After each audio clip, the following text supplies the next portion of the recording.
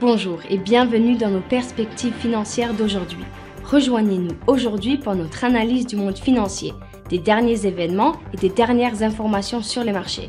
Thomas va nous aider aujourd'hui, depuis la salle des marchés. Le Bitcoin a grimpé à près de 26 000 $, inversant la tendance à la baisse de cette semaine qui l'avait conduit à un plus bas de 3 mois sous la barre des 25 000 $.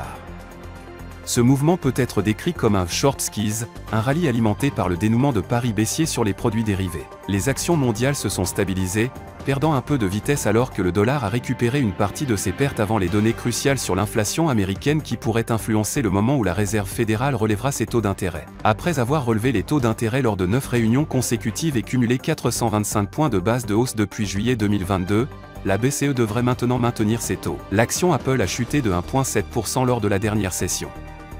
L'indicateur stochastique donne un signal haussier. Le cours de l'euro-dollar est resté largement inchangé lors de la dernière session.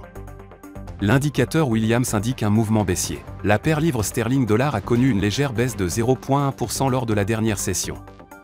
L'indicateur Williams indique un marché survendu. Le dollar australien a légèrement baissé de 0,1% par rapport au dollar lors de la dernière session. L'indicateur ROC donne un signal haussier. La vente aux enchères des obligations à 30 ans de l'Allemagne sera publiée à 9h30, l'investissement étranger dans les actions japonaises du Japon à 23h50, l'investissement en obligations étrangères du Japon à 23h50. L'indice des prix à la consommation des États-Unis sera publié à 12h30, la production industrielle de l'eurozone à 9h, le produit intérieur brut de la Grande-Bretagne à 6h. Nous espérons que vous avez apprécié nos perspectives du marché d'aujourd'hui.